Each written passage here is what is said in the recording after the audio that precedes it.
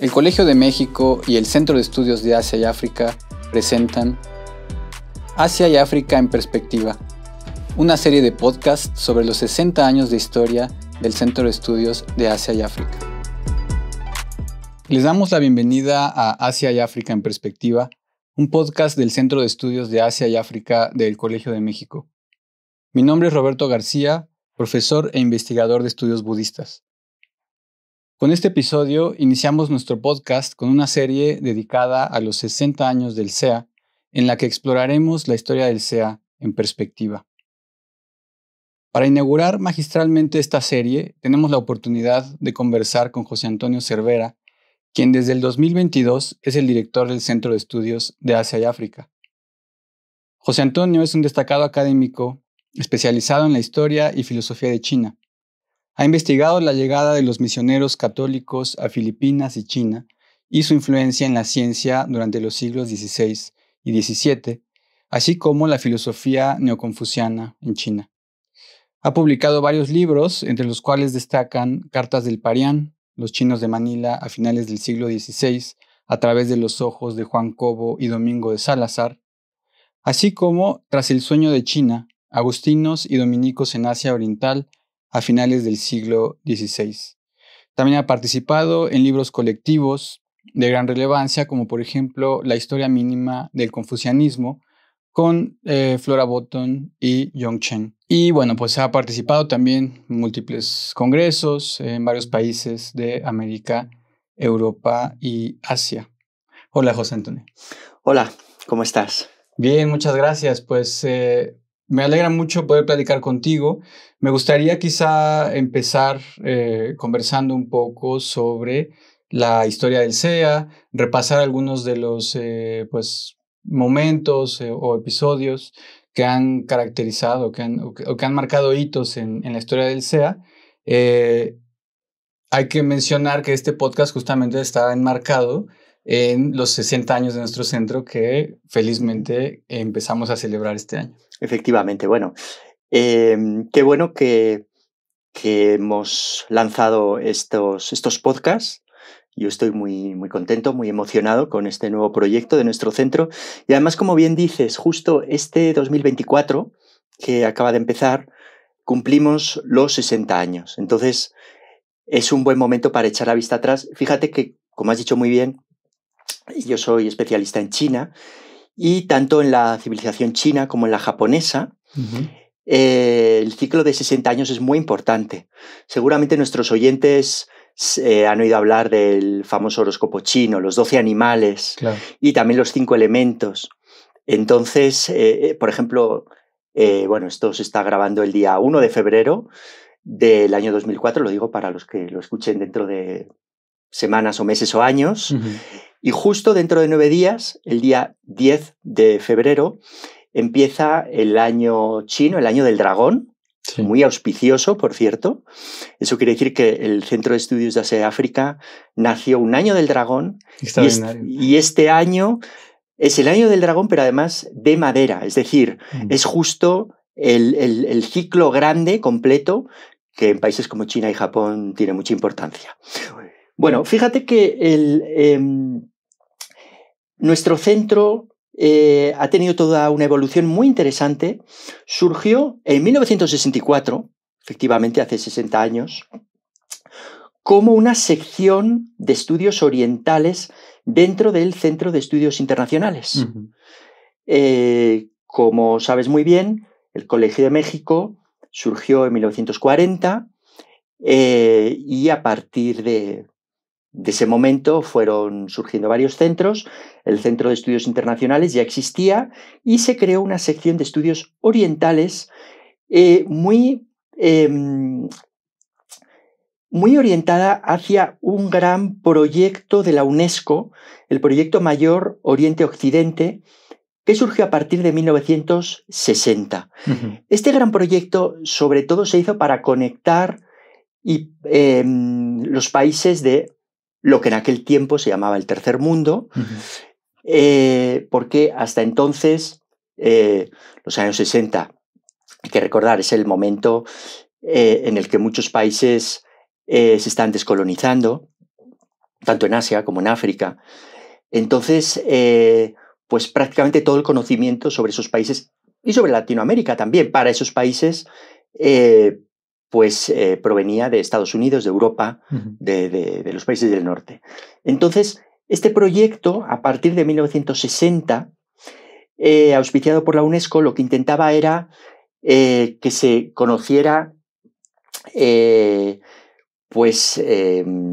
digamos, Asia y África desde Latinoamérica, y también crear puentes Latinoamérica desde esos países que estaban recién comenzando su andadura como países independientes. En 1961 hubo una escuela internacional de primavera con temas orientales. En aquel tiempo siempre se hablaba del Oriente. Claro. En la Universidad de Chile, pero al final se eligió a México para crear, digamos, un lugar donde enseñar o aprender e investigar todas las cuestiones sobre el Oriente. Por cierto, que ahí el Colegio de México compitió con una universidad en Buenos Aires, la Universidad de Salvador, pero al final la UNESCO consideró que era mejor que ese gran proyecto se iniciara aquí en el Colegio de México.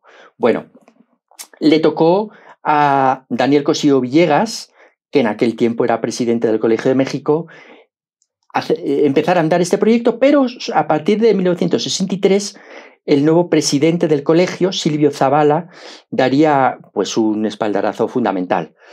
Es a Silvio Zavala, al que le toca promover más la creación de este centro, pero hubo una persona clave, que fue Graciela de la Lama. Graciela de la Lama es una gran especialista en el sur de Asia, como sabes muy bien, y entonces ella le tocó, iniciar esta sección de estudios orientales del Centro de Estudios Internacionales, y justo en ese mero año, en 1964, se dio la primera generación de lo que sería después el germen de nuestra maestría, de la que hablaremos más adelante. Entonces, hubo varias personas que tomaron esa maestría, digamos, esos estudios. Entonces no tenía el grado de maestría. Claro. Por ejemplo, ahí estaba en el área de China, Flora Botton, que es una persona que es historia viva, que hasta el momento presente sigue muy activa en nuestro centro. Estaba Selma Agüero, de Argentina, dentro del área de Medio Oriente, pero luego ella fue la gran auspiciadora de los estudios de África. José Tiago Sintra, en el área de Japón, Hilda Chen Apuy, de Costa Rica, en el área de India, en fin, y varios más, ¿no? Sí. Entonces, Graciela de la Lama viajó a Asia Oriental, del Sur y Medio Oriente, por una parte, y también a Estados Unidos, Europa y Australia, para recabar a grandes especialistas y para saber qué tenía que tener el centro y los estudios, ¿no? de Oriente, como se decía en aquel momento. El primer plan de estudios, que duró 2 años, fue todos estos primeros estudiantes, ellos estudiaron de todo.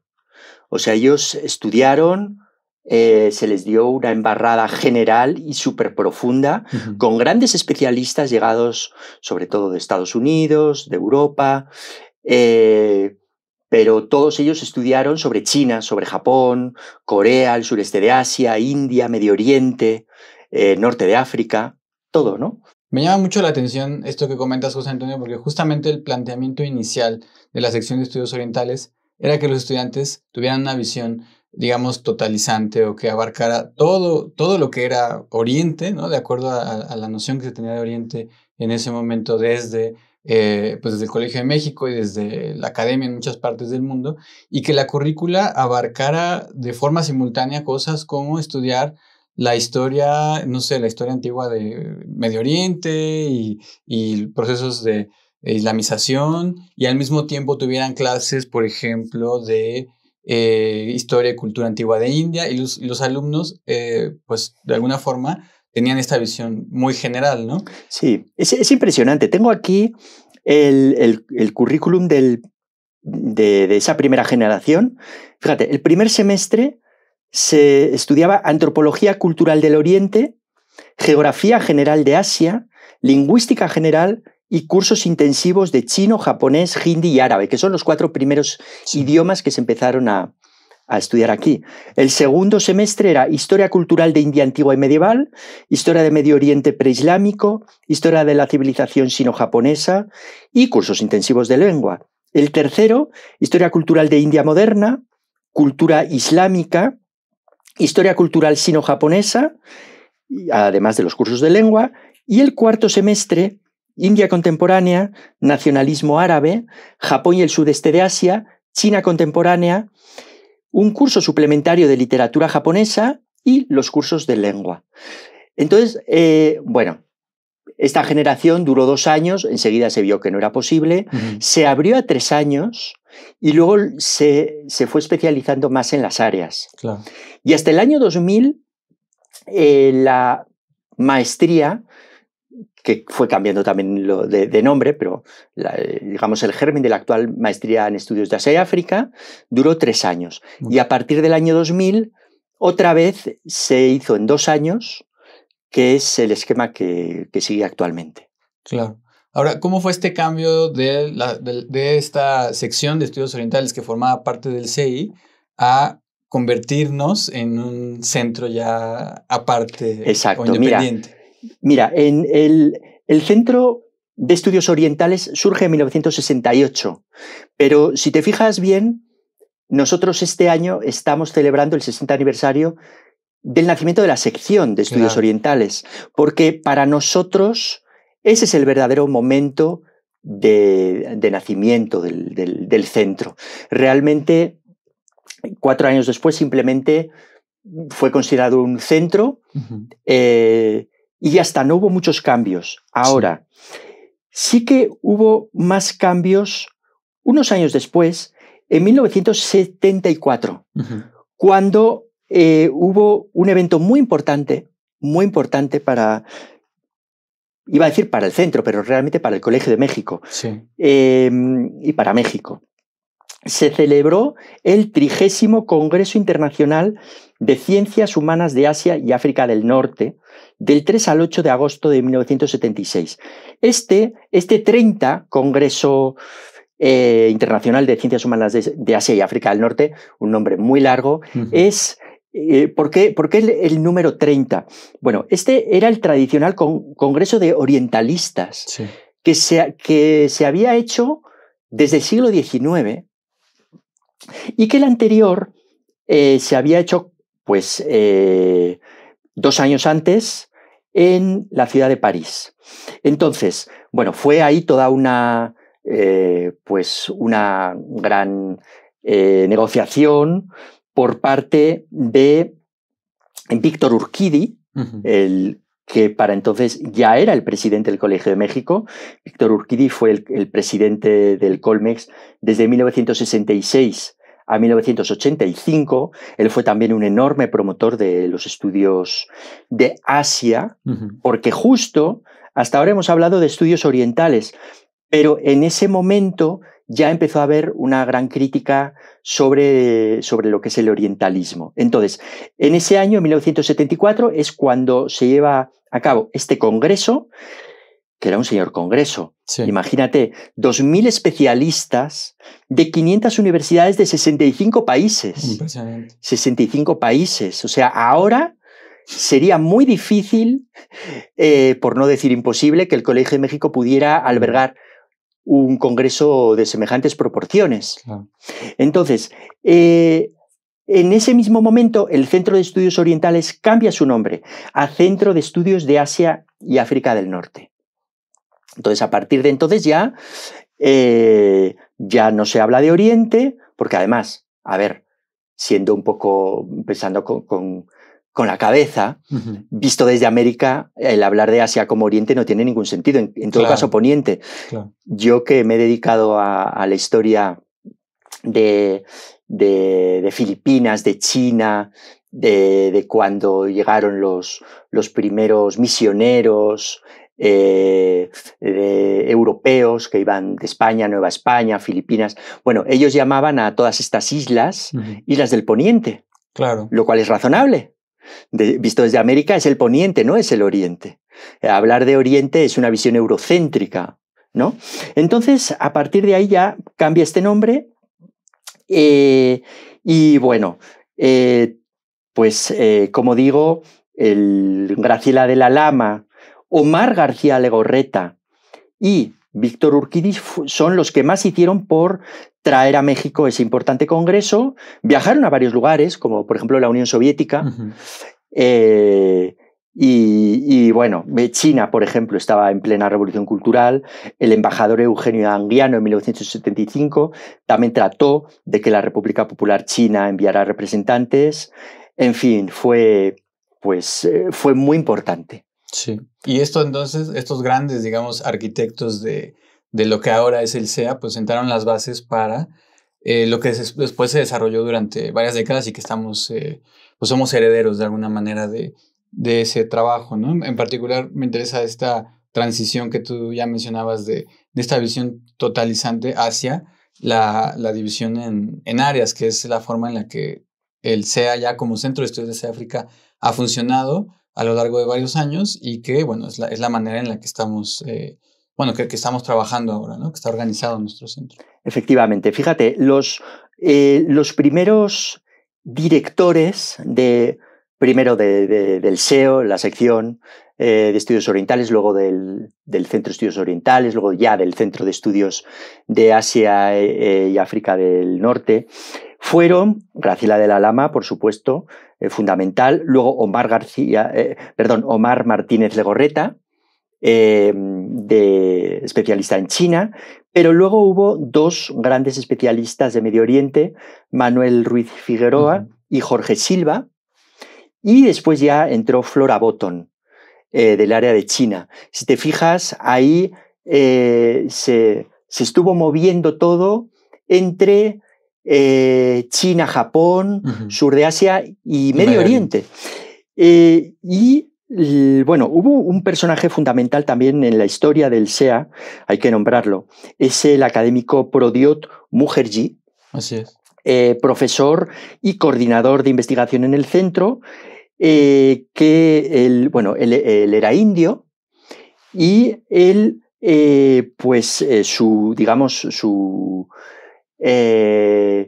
su idea sobre lo que tenía que ser la institución, el centro y la investigación fue fundamental. Él murió desgraciadamente de forma abrupta en 1973, pero su nombre fue dado a la sala de juntas de nuestro centro hasta el día de hoy. Dio un impulso enorme, ¿no? a la investigación de los temas de Asia y África. Otra cosa muy interesante que ocurrió fue un programa especial para estudiantes de la República Popular China entre 1974 y 1987. O sea, 74, fíjense, China estaba en plena revolución cultural.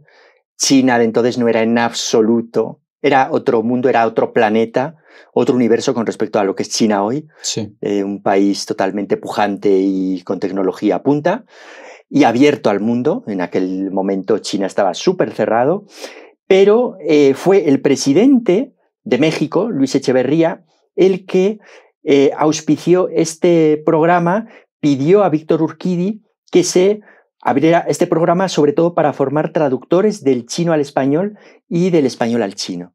Y eso fue también muy, muy importante. Bueno, si quieres, podemos hablar de las 6 áreas. Yo creo que vale mucho la pena y justamente quería saltar ese tema porque pues, se podría muy bien argumentar que cada una de las personas, cada uno de los individuos somos el resultado de nuestro contexto. Y a mí lo que siempre me ha parecido muy interesante de nuestro centro es que justamente es un centro multicultural, multilingüístico, multiétnico, ¿no? O sea, tenemos muchos contextos que confluyen. Tú mismo, no lo hemos mencionado, pero tú mismo eres nacido en Zaragoza, España. Exacto. Yo soy mexicano. Pero bueno, nuestro centro abarca o está constituido más bien por una gran cantidad de personas, ¿no? Mujeres, hombres, que vienen de todas las partes del mundo. De todas las partes. Yo alguna vez me he puesto a ver los orígenes, los países donde nacieron los profesores y profesoras que tenemos en el centro, y es impresionante. Sí. Es impresionante porque hay, por razones obvias, hay varios de África y de Asia, o sea, hay de Marruecos, del Congo, hay de Palestina, hay, por supuesto, de la India, de Pakistán, de China, de Japón, de Indonesia, pero también hay varios de América, claro. Porque hay, además de México, hay de Cuba, hay de Perú, hay de Argentina, de Europa, pues hay de Macedonia, de Grecia, de España. O sea, realmente es un cosmos, ¿no? Y bueno, fíjate que, como he dicho, las primeras lenguas que se empezaron a enseñar fueron chino, japonés, árabe y hindi, desde el inicio. Pero luego se empezaron a enseñar otras lenguas. Sánscrito se empezó a enseñar en 1968. En 1994 se empezó a enseñar coreano, indonesio también, pero algo fundamental es lo que pasó con África. Y eso me lleva al último gran cambio de nombre de nuestro centro, porque, como recordarás, ya después de haberse criticado totalmente esa idea del Oriente, se llamó durante varios años Centro de Estudios de Asia y África del Norte. Pero pasó a llamarse Centro de Estudios de Asia y África en 1982. Y en 1982 inició un programa de maestría en África. Eso es muy interesante. O sea, realmente África surgió como un programa autónomo dentro del centro, diferente del de Asia, del de Asia y Medio Oriente, podríamos decir, y África del Norte.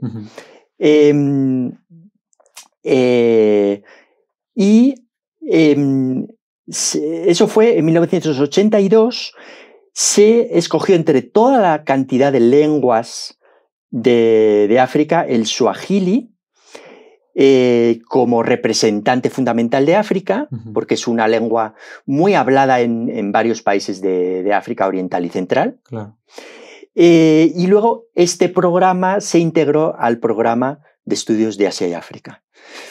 Y entonces, bueno, digamos que ese es el último gran cambio que hubo en el nombre y en la orientación. Y eso ya nos da la constitución actual del programa. Exactamente. Eso nos da la constitución actual, donde en el programa de maestría, que ya digo, realmente lleva 60 años y ha sido como el proyecto fundamental de nuestro centro durante todos estas 6 décadas, pues ahí se dio un gran énfasis a la lengua desde el inicio, pero también a la historia y a otros temas, ¿no?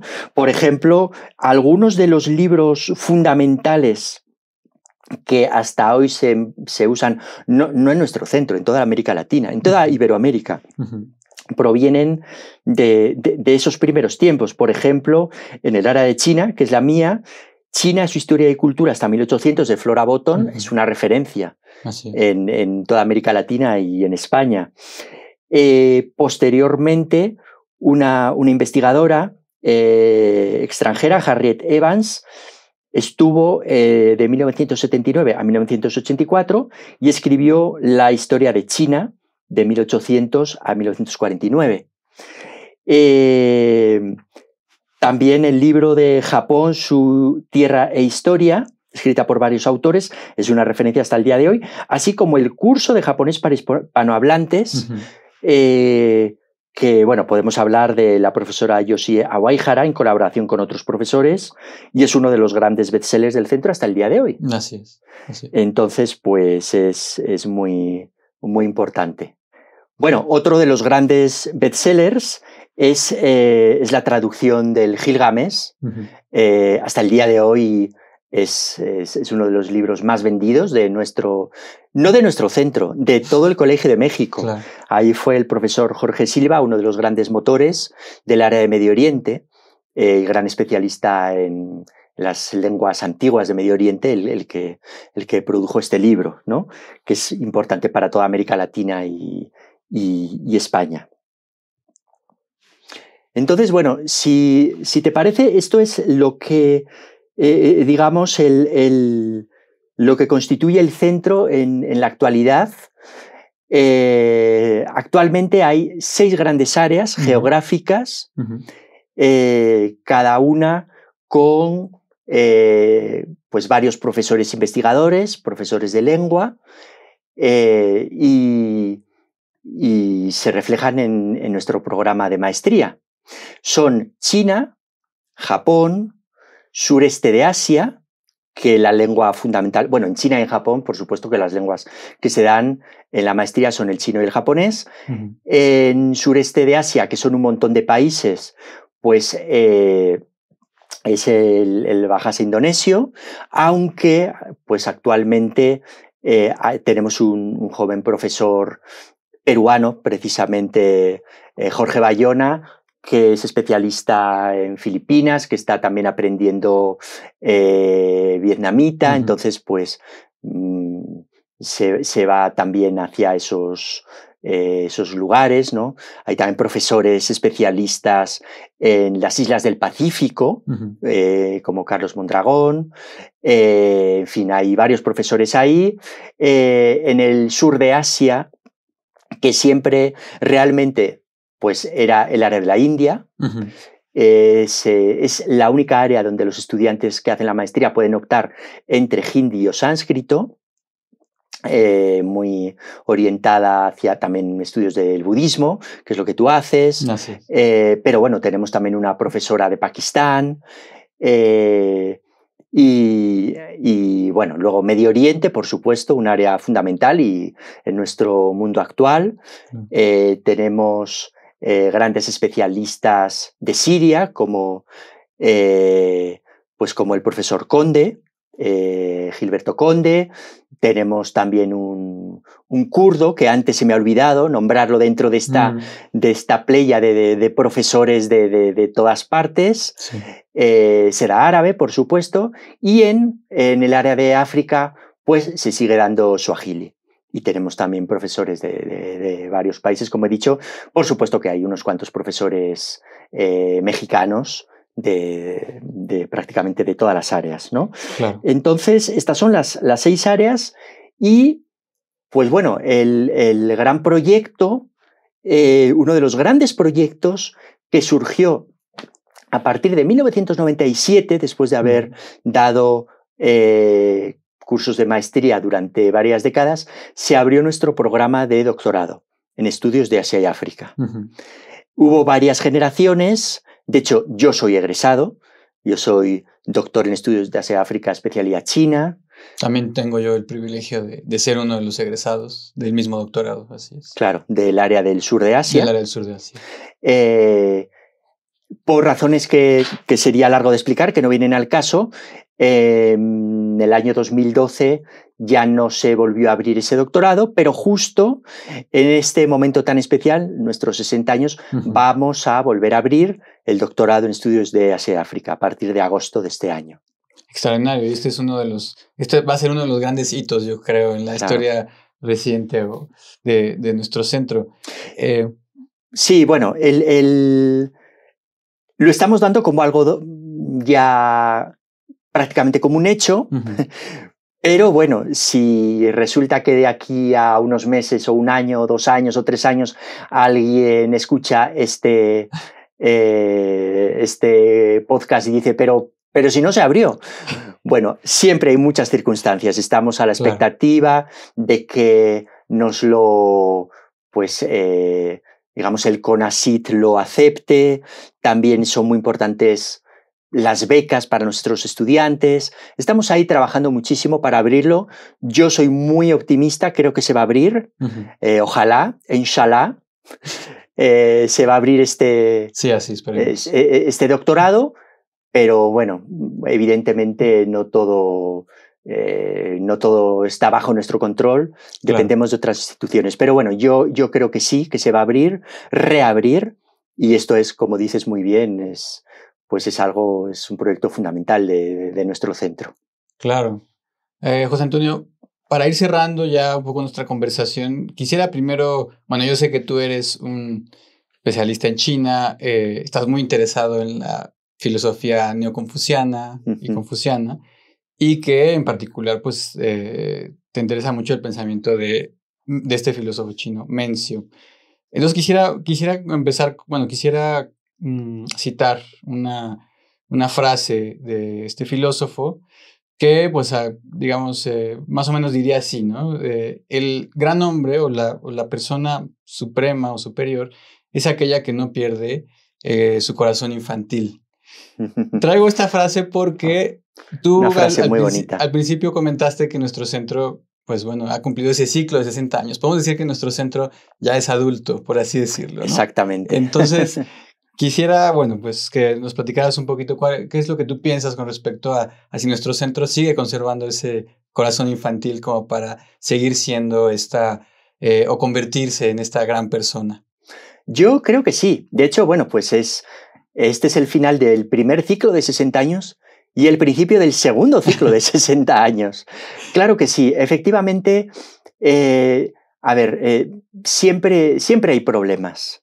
Siempre hay problemas, siempre hay conflictos, somos personas que siempre pues tenemos unos intereses, como digo, estamos a la expectativa de financiamiento del CONACYT, tenemos el mundo que, bueno, si se fijan, surgió la sección de estudios orientales, me voy al inicio, a cuando nació este bebé, en 1964, en un momento en el que Asia y África estaban las noticias y llenos de conflictos. O sea, imagínense, en África se estaba descolonizando, la guerra de Vietnam, muy poco después surgió la Revolución Cultural en China, es el tiempo de gigantes, poco antes, ¿no? Gigantes como Gandhi, Nehru, en Medio Oriente ni se diga, el proceso de las guerras de Israel con Palestina, que increíblemente eso en 60 años seguimos ahí. Y seguimos ahí. Y están pasando muchas cosas en Asia y en África. Y son eventos que realmente afectan a nuestro centro de estudios. Pero yo sí que creo que tenemos que seguir ahí con mucha ilusión. Hay una palabra que a mí me encanta, que además yo siempre que puedo la nombro en los plenos de profesores y profesoras de nuestro centro, que es la palabra armonía. Es una palabra muy china. La palabra armonía, en chino, yo creo, la palabra armonía a mí me gusta mucho porque a diferencia de otras palabras en China, como por ejemplo tong, que es unión, la armonía es muy sutil, no solo es unión de los iguales, sino que es armonía entre los diferentes. O sea, cuando es una palabra muy antigua que se ha escrito mucho en filosofía china, pero básicamente la armonía, por ejemplo, que se usa mucho en música, también en Occidente, desde Pitágoras, se trata de, o sea, si tomamos una nota y la misma nota, varios instrumentos que hacen la misma nota, pues ¿cuál es la gracia? No hay música. La armonía de la música es que haya distintas notas, distintos instrumentos que se puedan tocar y que suene bonito. También se usa en los textos antiguos el ejemplo de la comida.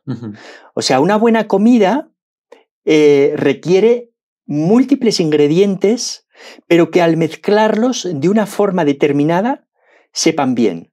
Entonces, nosotros, ya digo, yo a veces digo, bueno, el centro que dirijo casi parece la ONU. O sea, hay gente de todas partes, ¿no? Claro. Pero se trata de que gente tan diversa, con tantos intereses tan distintos, podamos entre todos trabajar pues, para crear, para empezar, pues para que se conozca más en México y en América Latina sobre Asia y África, para crear puentes. También, eso no lo he dicho, pero nuestro centro tiene una labor muy importante como vínculo con otros centros del Colegio de México. Porque, claro, a instituciones, a universidades de, qué sé yo, de China, de Japón, de Medio Oriente, de África, de Indonesia, de India, no les interesa lo que nosotros hacemos. O sea, ellos saben perfectamente la historia de sus países. A ellos les interesa conocer sobre América Latina, sobre todo lo que se está haciendo en el Centro de Estudios Económicos, en el Centro de Estudios Sociológicos, el Centro de Estudios Demográficos y Urbanos, el Centro de Estudios Lingüísticos, el Centro de Estudios de Género. O sea, todos los centros de nuestro Colegio de México, nosotros los vinculamos con instituciones de Asia y África que pueden estar interesados en ellos. Y también, pues eso, hay economistas del Centro de Estudios Económicos que les interesa ver qué es lo que está pasando en China, ¿no? O el Centro de Estudios Demográficos y Urbanos, el CEDUA. Pues a ellos les interesa saber lo que está pasando en las ciudades chinas, en las ciudades en la India, las megaciudades, ¿no? Las megalópolis como nuestra Ciudad de México. Entonces, realmente podemos crear este vínculo, pero sobre todo, pues ya digo, es mantener la armonía dentro de nuestro centro. Yo creo que es fundamental para trabajar juntos, pues para estos grandes proyectos que tenemos. Pues José Antonio, te agradezco muchísimo por haber compartido todas estas ideas, toda esta información sobre la historia del centro, pero principalmente por habernos compartido tu sentir muy personal sobre lo que es el centro y sobre la importancia que tiene el Centro de Estudios de Asia y África para el Colegio de México, pero también pues para la comprensión que podemos brindar desde Latinoamérica o Iberoamérica sobre estas regiones del mundo. Yo creo que ha sido un gran inicio para esta serie y en general para el podcast. Bueno, muchísimas gracias por invitarme y bueno, yo animo a los oyentes a que nos sigan escuchando porque yo creo que en los próximos días, semanas y meses, y espero que años, vamos a seguir grabando muchos podcasts sobre estos temas de Asia y África, sobre todo lo que hacemos nosotros en nuestro centro. Gracias por escucharnos. Les invitamos a seguir explorando distintos aspectos de la memoria histórica de nuestro centro en futuros episodios en que seguiremos conversando con integrantes del Centro de Estudios de Asia y África. Esto fue una producción de la Coordinación de Educación Digital del Colegio de México.